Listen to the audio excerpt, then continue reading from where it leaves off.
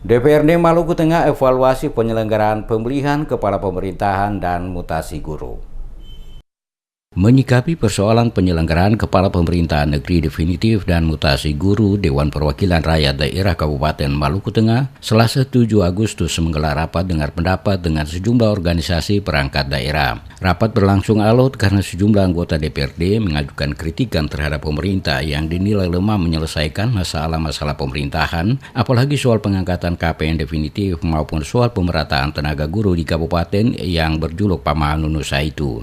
Kabupaten Maluku Tengah mempunyai 183 pemerintah negeri, 105 diisi oleh kepala pemerintah negeri definitif, sementara 78 negeri masih diisi oleh penjabat sementara. Ketua DPRD Maluku Tengah Ibrahim Rundusa menegaskan, bagi penjabat KPN yang tidak efektif jalankan tugas utamanya dalam mengangkat KPN definitif harus segera diganti. Menurutnya, saat seorang pejabat dalam kerjanya tidak menunjukkan progres penyelesaian pemilihan raja atau kepala pemerintah negeri definitif, maka yang bersangkutan harus diganti dan tidak perlu menunggu masa tugas berakhir apalagi perpanjangan masa jabatan. DPRD juga melahirkan rekomendasi kepada pemerintah kabupaten setempat untuk tidak melakukan mutasi tenaga guru kecuali atas permintaan sendiri, termasuk melantik pejabat eselon yang belum terisi. Kita bersepakat untuk tidak dilakukan mutasi guru, terkecuali bagi guru-guru yang mengajukan permintaan mutasi.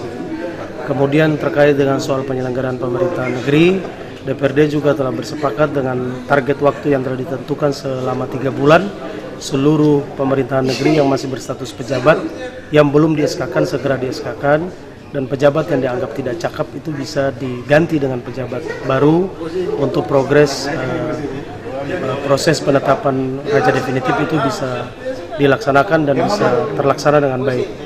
Kemudian juga terkait dengan soal jabatan-jabatan penting seperti eselon 3, eselon 4 yang sampai hari ini masih kosong, dimintakan kepada pemerintah daerah terutama kepada bupati untuk dilakukan pengisian jabatan atau pelantikan.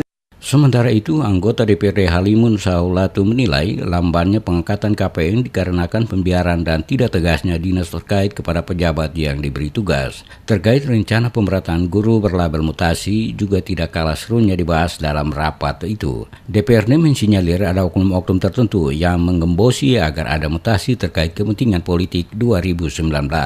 Untuk diketahui berdasarkan data dari Dinas Pendidikan dan Kebudayaan Maluku Tengah, saat ini jumlah yang mengajukan mutasi sebanyak 200 lebih. Jumlah tersebut merupakan usulan oleh para guru dari 6 bulan sebelumnya. Mutasi yang diajukan para guru karena ingin mendapatkan tunjangan sertifikasi guru sebagaimana regulasi.